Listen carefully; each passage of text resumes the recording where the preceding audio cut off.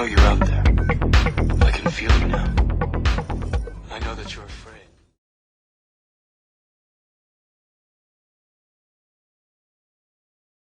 They keep you 20, 30, 40, 50 years behind the times. That's what they do. And when something crops up that you should see, or a few people are noticing, in comes their propaganda. They're the first to put out the propaganda. Like the noctilucent clouds that suddenly started appearing, and they try to tell you how far back they went, and they were not new at all, and all this rubbish. It was all rubbish. Always putting the spin on things so that you can tell an idiot, and there's lots of idiots out there, have you ever looked at the sky and wondered what all those lines are? And they'll tell you, must be a lot of aircraft, you know. There's about 2 aircraft going into Sudbury per day here. That's about it. Meanwhile, you've got about 15 in the air spraying back and forth. Well, I don't know. But they're gone. Most folk are gone, and you've got to accept that. Or you'll spend your life battering your head, trying to use your ego to dominate their ego until they admit you're right. That's a killer. Don't fall into that trap. Most folk will do that with their families. All you do is get kicked out, or they'll move off, or something like that. You can only use your time on people who are worthwhile to use it upon. Ones who are already asking questions. If they're asking questions, that means they're not quite so lobotomized as the rest. They have a bit of wildness there, of survivable capabilities. Now, I've gone on in quite depth for years actually, because when the spraying started here, Daly, in Ontario, Daly started in 1998. I can remember the day it started. I couldn't believe it when I walked outside, and they were much lower at that time, doing heavy, long trails from horizon to horizon, and it literally was like a checkerboard, north, south, east, west. And it's been like that ever since. They're a bit higher now. They've got better stuff to mix together that form into this mushy eggshell color much quicker than the old types that they used. And they are adding to it with different things here and there. That's why your throat gets raspy or sore throats. That's why about 60% of the public get recurrent bronchitis now. They just don't know what causes it. That's why everyone's allergic to everything. They call them allergies. Well, no wonder you're being poisoned, folks. This article here sums up a lot of this. I'm going to read quite a lot of it tonight because it's well worth it, and it's got a lot in it. And it's not speculation. It's from government sources themselves. And it's from the Wise Up Journal. And it's from the 13th of April, 2010. Howard Hughes Company, the company's climate change fight, it says. We're so familiar with nonsensical trivia that fills so many news mediums these days that the following information might appear the same, but it's quite the opposite. It will soon become apparent from authorized sources how important it is. To give the subject proper consideration, we need to look at a number of these sources, including an important government-funded report, an article published by the New York Times, written by Pulitzer Prize winner Seymour M. Hersh, reminding us of some old facts, and some other governmental sources. And I'll read some of this text when I come back. I mean, it really is on the ball. And I've got all this stuff already, and I've read this book, so I'll touch on some of the main parts of it and implications of it for you too. We're living in a fantasy, folks. Back after these messages.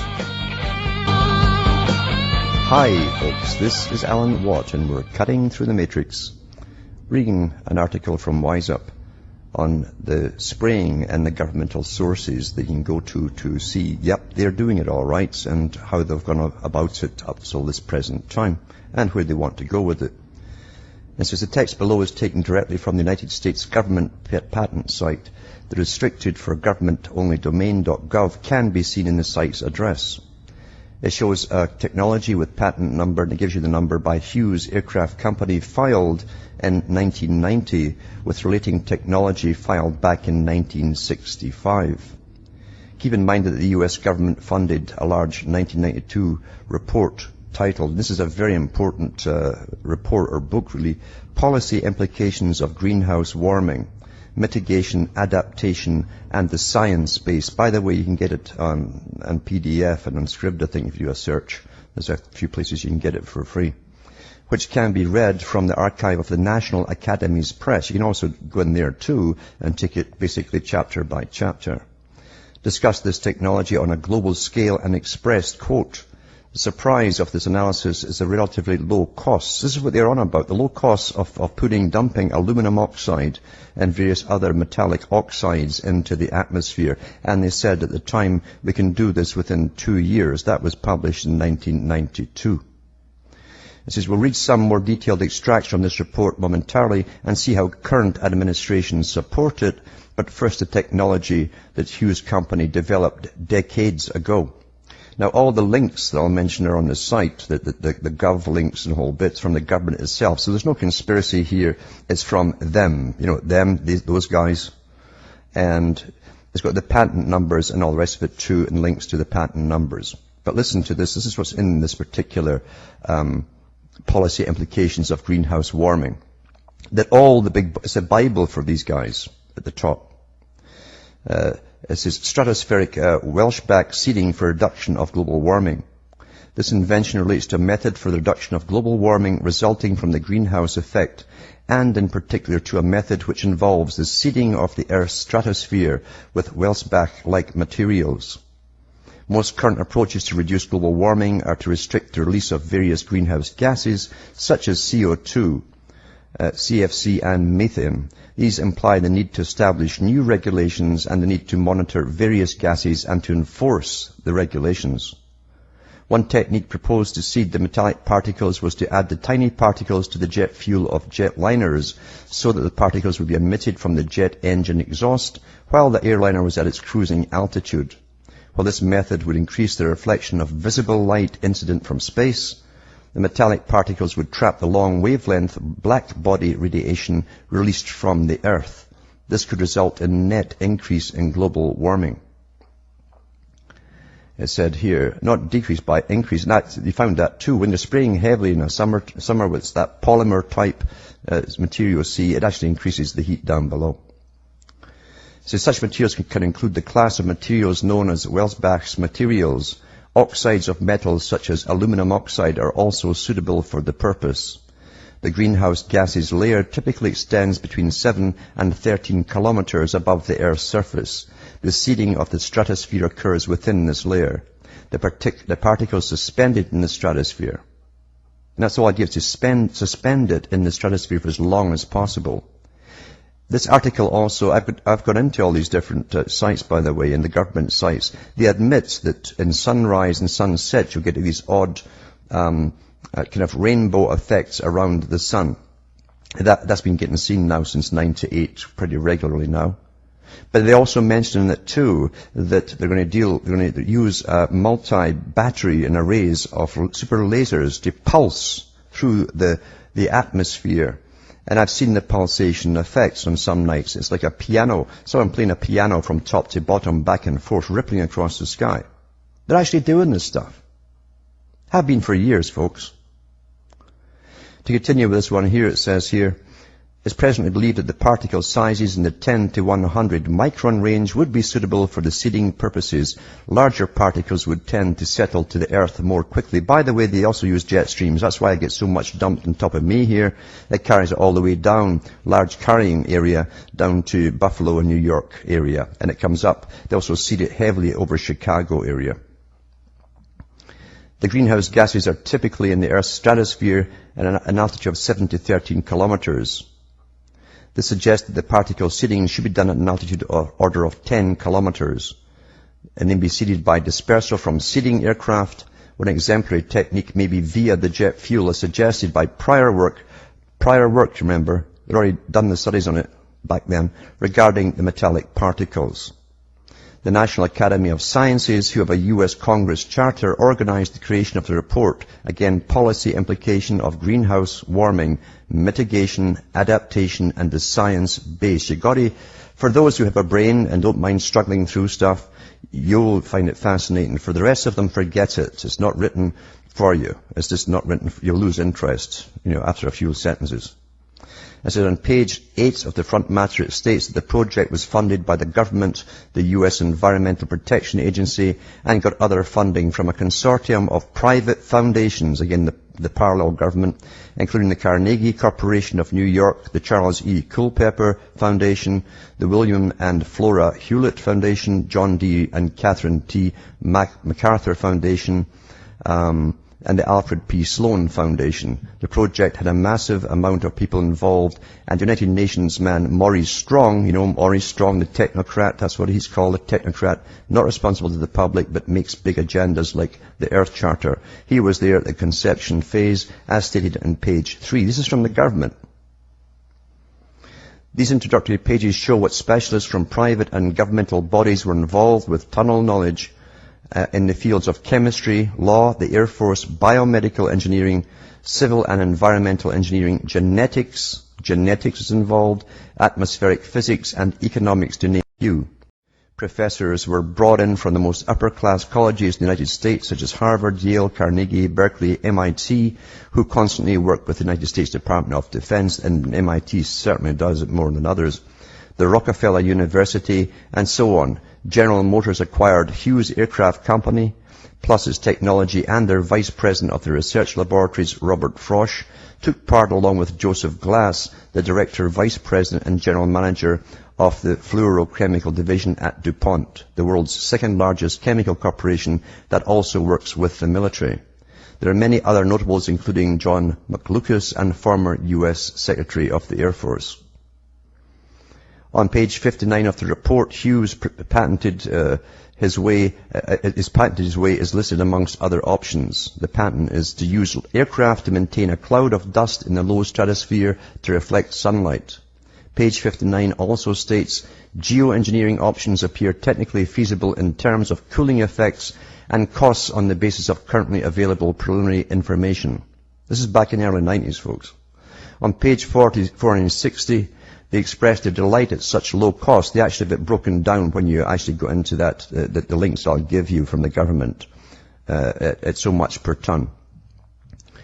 Which I'm sure the military, who don't mind spending billions in a single plane, could also share. By the way, they're using military jets. They decided eventually to change to military jets because when you force these metallic particles through the exhaust systems of jets, they tend to wear it out like a sandblaster would do, so they have to be special inside. Obviously, the titanium or some kind of carbide inside of it to stop it getting worn away as the stuff is blasted through.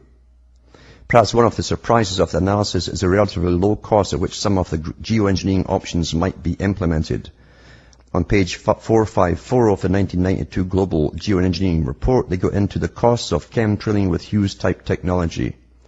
If a dust distribution mission requires the equivalent of a 500-mile flight, about 1.5 hours, the delivery cost for dust is $500 per ton. And ignoring the difference between the English and metric tons, a cost of 0.50 kilograms of dust.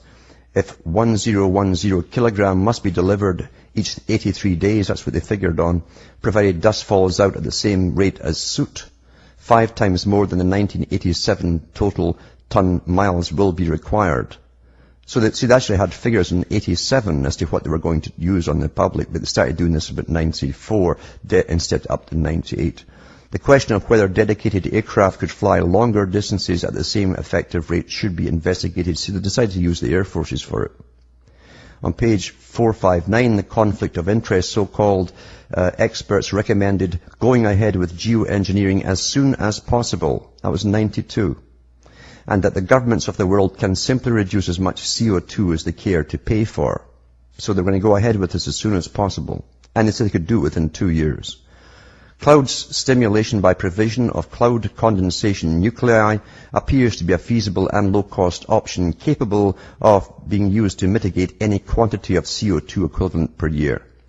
These possibilities appear feasible, economical, and capable of mitigating the effect of as much CO2 equivalent per year as we care to pay for. Lifting dust or soot to the tropopause or the low stratosphere with aircraft may be limited at low cost to the mitigation of 8 to 80 GT CO2 equivalent per year. Such systems could probably be put into full effect within a year or two of a decision to do so. And mitigation effects would begin immediately. Because the dust falls out naturally, if the delivery of dust were stopped, mitigation effects would cease within about 6 months for dust. or soot delivered to the tropopause, and within a couple of years for dust delivered to the mid-stratosphere. The report by hand-picked experts and highly respected influential players ends up supporting this option as the most effective good news for GM. It's important to note that this technology is just a slight upgrade to the old geoengineering technology we forgot about, or were not reminded about.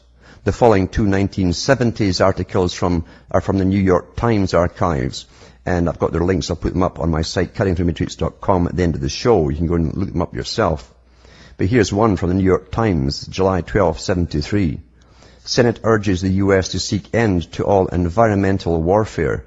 Rainfall patterns are altered, growing support noted. The Senate gave overwhelming approval today to a resolution calling on the U.S. to take a lead in seeking an international agreement to prohibit environmental warfare, such as past American rainmaking practices in Southeast Asia. They were using it in warfare over Vietnam and creating flood and mud areas all over so the enemy couldn't get through. Another article from the New York Times by Seymour Hersh, May 19, 1974. U.S. admits rainmaking from 67 to 72 in Indochina, a first in warfare.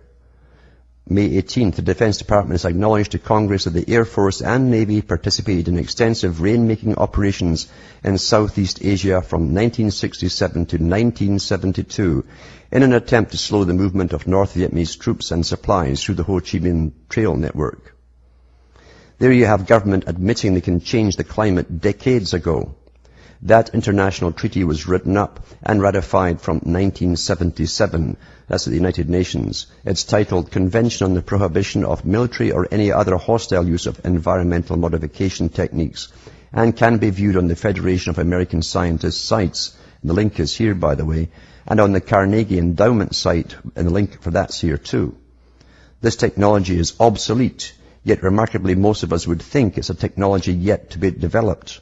Amazing how much we are not reminded of or not told about. And I'm telling you folks, we live in a completely fake paradigm. That's what the media, the general media, is there for.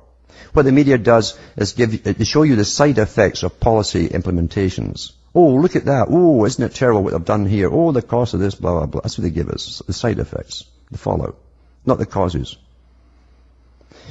Every day we get from media that it's normal for horrible things to happen to countries predominantly made up of brown or black people, and we don't bat an eyelid even if the pain is inflicted from a Western nation.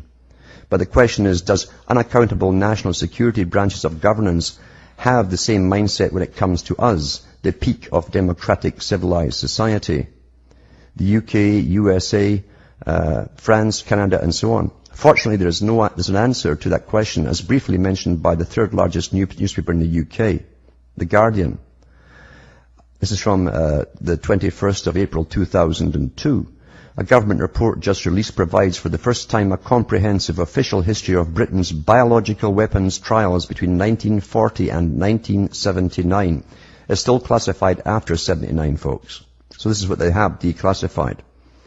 Many of these tests involve releasing potentially dangerous chemicals and microorganisms, that's bacterium and viruses, over vast swaths of the population without the public being told. That was all over Britain. The test carried out by government scientists at Porton Down, this is what it says. The report reveals that military personnel were briefed to tell any inquisitive inquirer that the trials were part of research projects into weather and air pollution. That was from 1940 to 1979. One chapter of the report, The Fluorescent Particle Trials, reveals how between 1955 and 1963, planes flew from northeast England to the tip of Cornwall along the south end and west coast, dropping huge amounts of zinc, cadmium, highly carcinogenic by the way, sulfide, on the population. The chemical drifted miles inland, its fluorescence allowing the spread to be monitored. Cadmium is recognized as a cause of lung cancer, and during the Second World War was considered by the Allies as a chemical weapon. In another, this is what they do. This is what your own them, as opposed to others them. This is what your own them does to you. In another chapter, Large Area Coverage Trials, the Ministry of Defence describes how between 1961 and 68 more than 1 million people along the south coast of England from Torquay to the New Forest were exposed to a bacteria including E. coli and Bacillus globigi, which mimics anthrax. These releases came from a military ship. And I've put that out before. They did the same off Norwich. And then they tested the whole population who hadn't a clue. And all the doctors were in it through the National Health Service, collecting the data for the government. Oh yeah, you're dying of cancer. We don't know how it happened. Oh, so are the young. Oh, it's a mystery. The report also reveals details of the DICE trials in South Dorset between 71 and 75. These included US and UK military scientists spraying into the air massive quantities of Serratia marcescens bacteria with an anthrax stimulant and phenol. Some families in areas which bore the brunt of the secret tests are convinced the experiments led to their children suffering from birth defects, multiple birth defects, physical handicaps and learning difficulties. The report also confirms the use of anthrax and other deadly germs on tests aboard ships in the Caribbean and off the Scottish coast during the 1950s. The documents state, this is the official document, tacit approval for stimulant trials where the public might be exposed was strongly influenced by defence security considerations aimed obviously at restricting public knowledge. The public are never told what's been done to them. You have never been in any democracy, folks. You've been in a never land.